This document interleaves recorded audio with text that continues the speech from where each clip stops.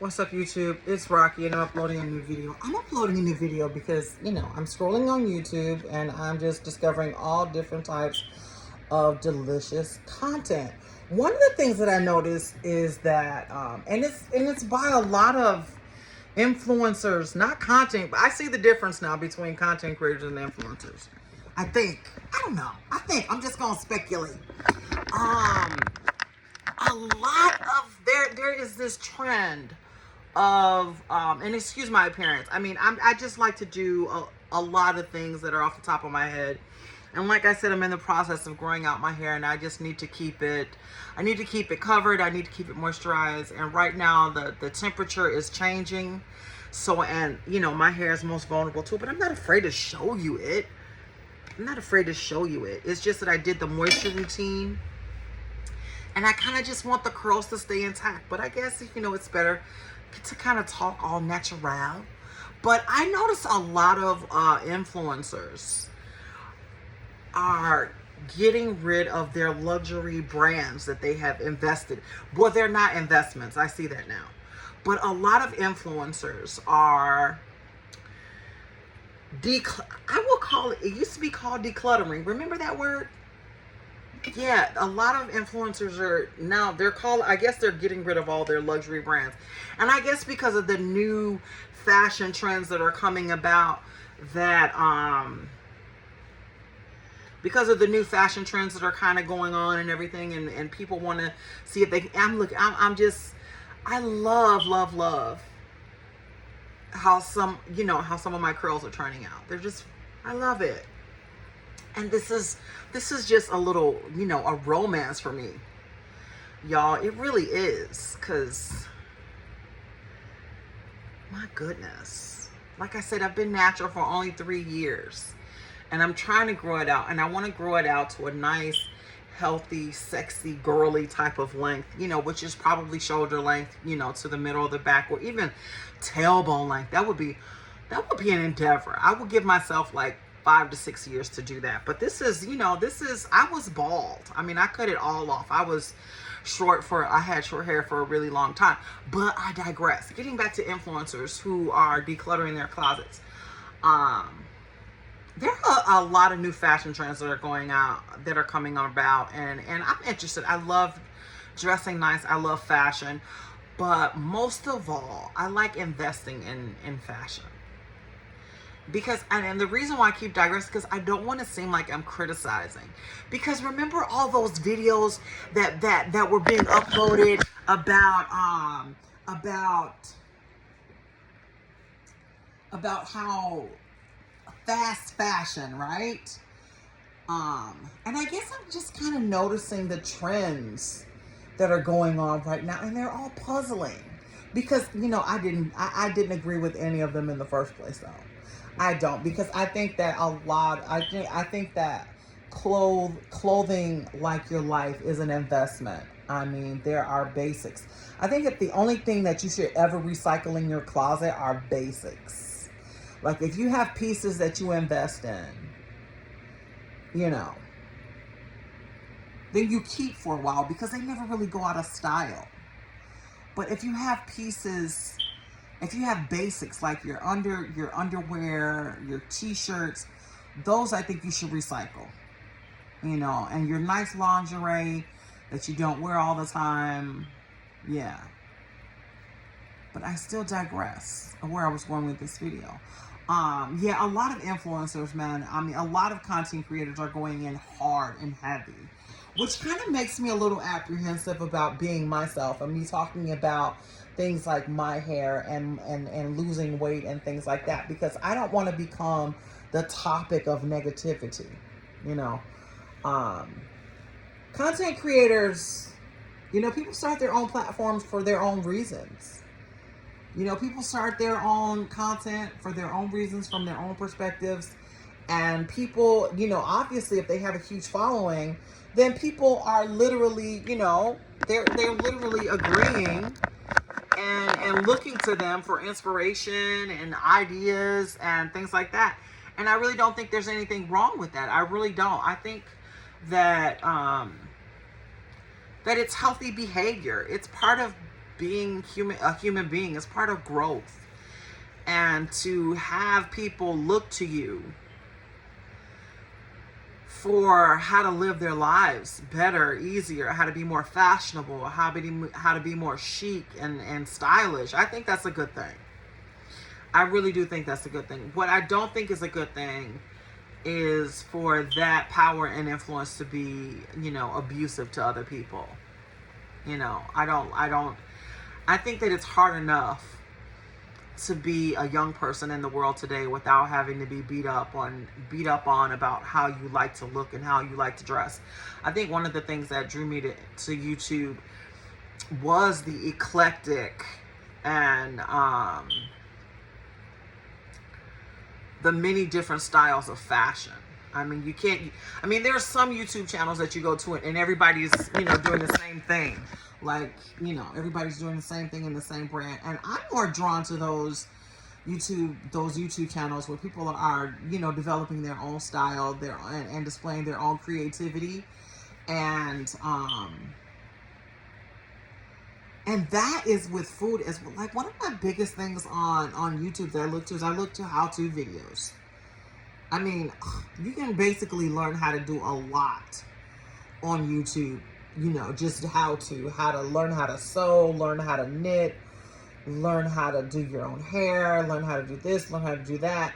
And I just think that it's just a wonderful platform. And when they began to introduce fashion, I knew that it would be kind of controversial because fashion it's huge. It's a gigantic niche of what people like to wear and what people want to wear and what people want to look like, the personality. There was one YouTuber on here, I haven't seen her in a while, and she only wore whites and pastels.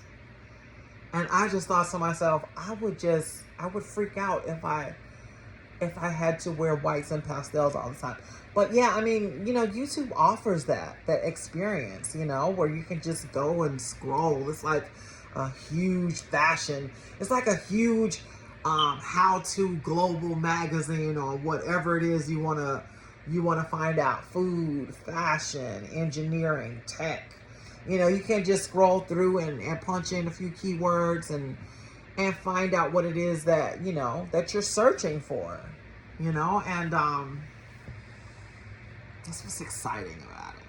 But I see a lot of influencers now are, I don't know what they're doing with their luxury brands, but a lot of things are coming under fire, now, socially, environmentally, culturally, as far as clothing and manufacturing goes. I have always taken my hat off to seamstress and seamsters, people who, basically sew their clothes themselves and offer that service to other people. I think that it is really a humbling experience and an enriching experience to deal with people who do things like that. And one of the things about high fashion that nobody ever wants to admit is that a lot of that shit is hand sewn. And those brands who are ethical in their practices, there are adult artists who really do sew all the clothes and the handbags and things like that. So I don't know why people feel the need to use orphans or teenagers or kids to really manufacture their brands. But I don't know. Maybe some people get off on maybe some people see something spiritually enriching about, like, the hands of young children or something. I don't know. I don't. I like the hands. I like experienced practice hands. And that's one of the things that I like to do, when I shop. And that's one of the things that I like to do when I'm on YouTube is I research influencers, I watch influencers, and I see the ones that are basically, authentic, whose lives are relatable, whose lives that I understand. And I think that you can kind of look at some influencers and determine who's sus or not, because But some people like that though, y'all. Some people do. I'm gonna enjoy me a little cup of tea. Some people enjoy that. They enjoy, you know, the theatrical nature of some influencers, and the extreme nature, and you know, of some influencers, and how, you know, and how they set up their YouTube channel. I mean, there's one girl on here, she is so lively and bubbly. She has like 26 million followers, and I'm like, I can only dream. I mean, one of the biggest things that drew me about YouTube, the makeup and the style, was Michelle Phan. I had happened onto YouTube. Like I said, I was watching YouTube all, like, I love their how-to videos. I always love their how-to videos. That's how I learned how to cook. That's how I learned how to clean and how to formulate my own cleaning products. And I happened upon her channel, and I was like, she is taking so much time and effort into putting into making herself up and making to herself look um um look different. I wouldn't even, I mean, it was gorgeous though. The whole applique was gorgeous, but she took the time to show people how to create characters out of themselves. And I thought, you know, that is fun. To be able to dress yourself up every day, to be able to look different, to be able to embody whatever mood that you're feeling or whatever personality that you're trying to embody that day.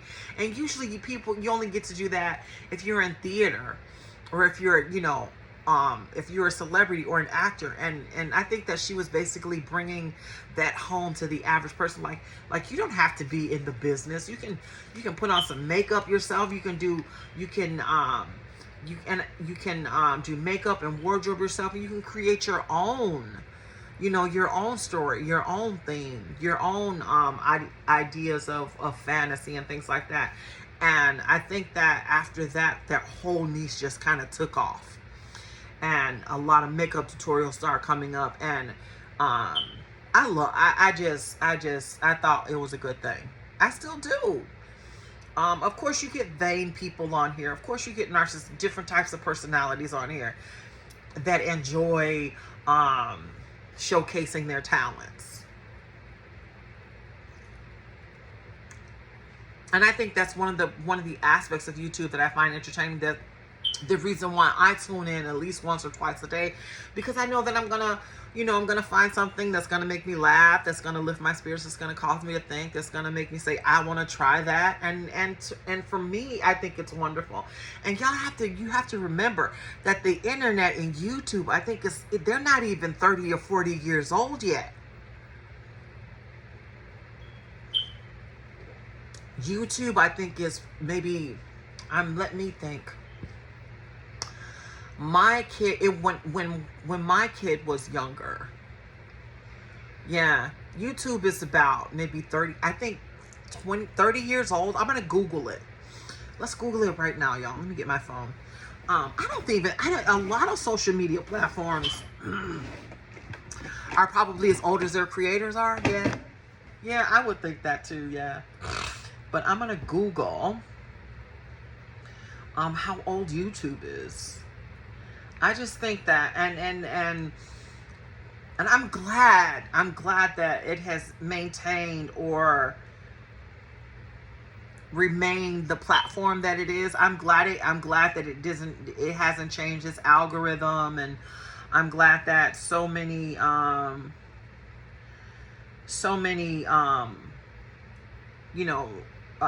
people. Hold on, how old is, let me show y'all how old. Oh God, Android. I love it. I love Android. It's so slow. But I got a smartphone and an Android phone. Come on, man.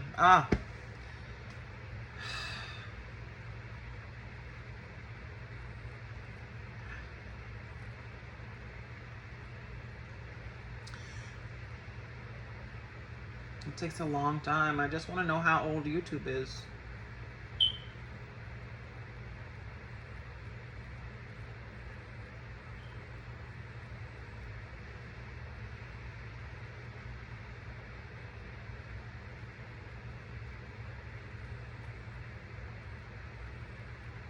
How old is YouTube? 2005. 19 years old. Yup. 19 years. So YouTube hasn't been around that long, y'all. So just think about how farther you can take it if you're a new content creator. So don't give up on yourself. I listen to everything that is being, I listen to content creators. I listen to people just starting out. I listen to veterans. I watch how-to videos. I watch so much content so that I can understand that my platform can, can hopefully grow and flourish into the idea that I want it to be. And I do take cues from a lot of other content creators because they've been around longer than I have. And, and I was thinking about yesterday about giving up because, it's a lot of hard work and I love it. And I have never had so much fun, doing something for myself than I have than, starting my own YouTube channel, creating content every day and having people view it and have people comment on it and have people like it. Like I said, I'm not doing anything too outrageous. I'm doing things that are according to my personality. I love to laugh. I love to think about things. I love to bring attention to things. And most of all, I'm just highlighting the journey that I'm on. And I'm having so much fun with it. And I hope that it grows. I hope that it gets attention. I hope that a lot of other YouTubers don't give up because I think that it's rewarding. I mean, you look at some of these influencers, man, some of them are so comfortable that they can just say and do whatever they want to. And we all want that little bit of freedom, don't we? We all want that little bit of, fluff in our lives. And I think that it's okay. I think that it's okay for the personality. I think that it's a good benefit after, the hard work that you've put in creating your channel or in any endeavor that you want to embark on. So it's fun. It's fun how content creators and influencers are about to go head to head because this is just the beginning. I just saw a lot of these videos just basically start to pop up and I'm like, oh my God, because I kind of knew that a lot of serious content creators who talk about raising their kids and shopping smart and spending money smart and bargain. I mean, those are the type of influencers that I was first introduced to, and those are the influencers that are going in on the influencers that spend like thousands of dollars on makeup and clothes and trips and things like that, and how so many people are influenced by what they're doing. Like they want that life, they want to live like they're living. But one of the things that I hope that content creators understand is that those influencers, they built their platforms just like everybody else did. They started with their own ideas. They started with their own, by setting goals for themselves. This is what I want. Just like everybody else, they're starting their channel on this platform. And like myself, I was like, who's going to listen to me? Who's going to listen to me talk about wanting to lose weight? And then I looked at how many people are on this platform talking about fitness. So many. And hopefully, like I said, I think I'm going to do that today. I'm going to see if I can grab one of my videos, my workout videos that I made for myself and upload it. I'm not making any promises though, because it's really rough. It's really raw, but I've seen some success, and right now I'm just trying to stabilize myself between 5 and 10 pounds, because one of the things about dieting is that your body fluctuates, and muscle weighs more than fat, and your skin starts to sag and pull away from your body, and that adds to how you feel and the soreness. I mean, there's so many things you don't know about fitness, but I will keep you informed. And like I said, it takes 30 days to break a bad habit. It also takes 30 days to learn a new, more positive, more productive behavior. Thank you to my new followers. Like this video, turn on the bell notification, because I'm uploading stuff all the time. And yeah. I'm gonna watch the fight. Peace.